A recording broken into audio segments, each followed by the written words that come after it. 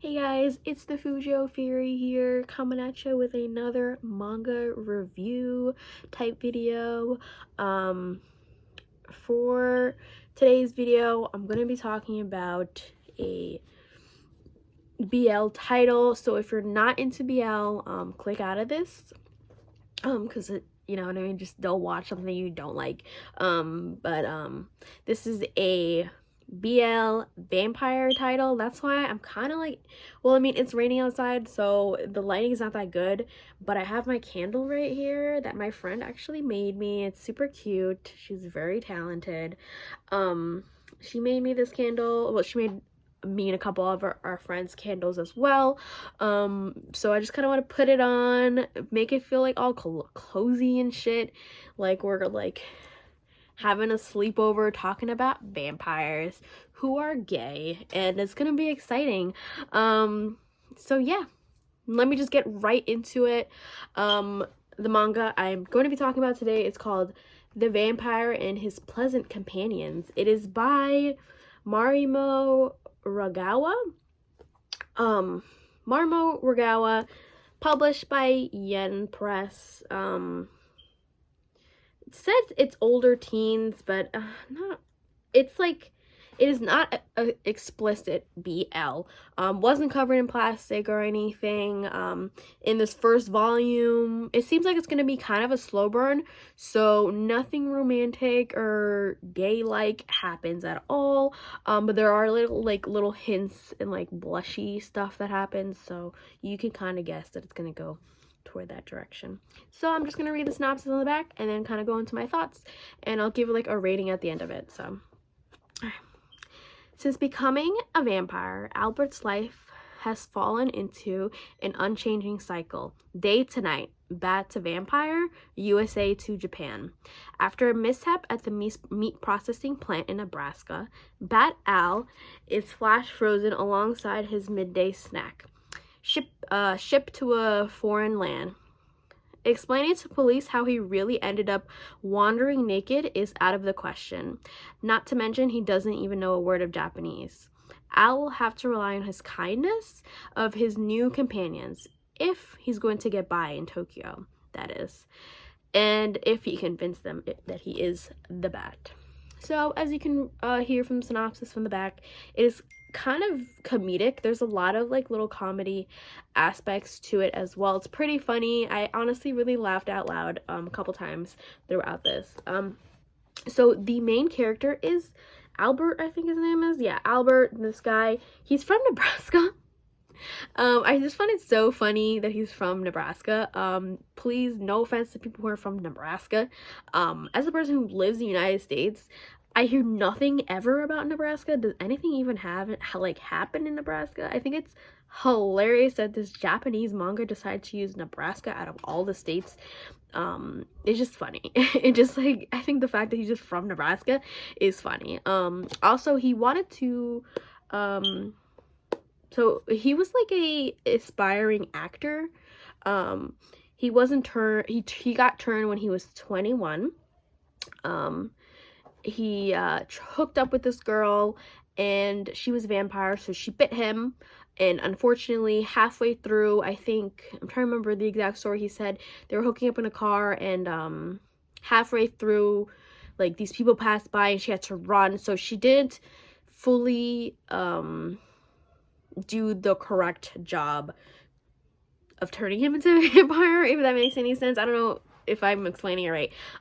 It's just like he's not like other vampires. He's not fully a vampire. So during the day he turns into a bat, and then during the night he turns into a human. He's unable to control it. He also doesn't have any fangs because of this. So he can only like he can eat raw meat. He has to go to the store and buy raw meat. Like, that's the only way that he can survive. He gets hungry like everyone else. He's not able to die, he's what he says. But yeah. So one day, you know, he actually lives in a he lived before he was frozen in a meat packaging like a meat packaging store or whatever, a factory or whatever in Nebraska. While he was there, you know, that's where he got his meat, his nutrients. He was kind of just chilling there most of the time. Like I said, bat during the day, human at night. I guess when he was turning into a bat, he ended up getting frozen and it was shipped to Japan. And once he got to Japan, when it turned nighttime, he, like, you know, he turned into a human, to his human form. And he's completely naked. Whenever he turns back from bat to human, he's completely naked. So he's completely naked, and in this factory, not knowing where the fuck he was, he ran to the bathroom, and I think he went to the women's bathroom, and somebody walked in while he was there, and they're screaming. They're like, oh my god, there's a naked man in here. And they were talking Japanese, and he's like, oh, I don't understand what you're saying. And, you know, one thing led to another. He ends up getting arrested, and he ends up meeting some people as he's arrested. Once he's arrested as a person, right? So he's at night, and then during the day, when the cops come back the next day, they find a bat where he was. So they're like, oh my god, he disappeared. Where is he? Like, they're all looking all over the place, and one of the police members who was there was like, oh, I'll take the bat. I have a friend who's really into bats. I'll give it to him. So he takes the bat with him.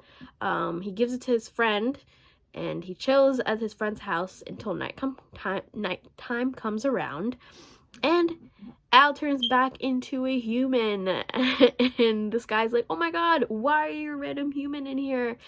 And they don't believe that he's the bat, even though they saw him with their own two eyes turn from a human to a bat. They think he's like a fucking like wizard or something. Like he can what's the word, hypnotize you into thinking that he's actually a bat or something. And it kind of goes from there. It's pretty funny, honestly. I really enjoyed it. I'm not gonna say any more because I don't want to spoil any more. This kind of happens within the first few pages. It's not like spoilery or anything. So he ends up, you know, staying there in Japan and learning new things, and shit happens, and it's pretty good. I'm really enjoying it. It's very I guess slice of lifey. I mean, I feel like most romance usually has that like slice of life element within it. Very comedic. The characters are really attractive looking. I think he's like super cute. The art is really nice. I don't think I showed you guys an example of what the art looks like. Let's see. This is just an example of what the art looks like. This is the friend who likes the bats, and this guy right here with the short hair is the police officer, the one who gifted the friend the bat. Yeah. So it was pretty good.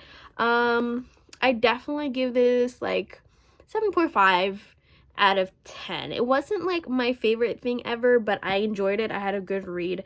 I really like vampire type stories, so I just had to pick it up. I think volume 2 is coming out this month. I honestly didn't hear about this until very recently. I think I was watching I don't remember. It was some podcast, and they were actually talking about this, and I got interested, like piqued my interest. So I decided to give this a shot, and you know, I do not regret it. It's a thick boy too, by the way, a lot thicker than I thought it was. And there's actually like a bonus chapter in here with like words, like not even, you know what I mean, like not a. It's actually pretty cute. Has nothing to do with the current story because this is like back when Al was a human, but it was a really good chapter and I really enjoyed reading it. I feel like it's been a very long time since I've read like an actual book, so it was nice to see that. But yeah, I'm enjoying it. I'm excited for the next volume coming out next month, because this one actually ended like on kind of a cliffhanger. So I want to know what happens next. But yeah, if you guys are interested in a slow burn vampire story that has some good comedic elements, I definitely would give this one a shot. It doesn't look as funny from the cover, but it's actually pretty funny. Had me LOLing literally. So give it a shot, I guess. Yeah, that's the end of my video. I have nothing else really to say. I hope you guys enjoyed it. And have a great day, and I'll see you around. Bye.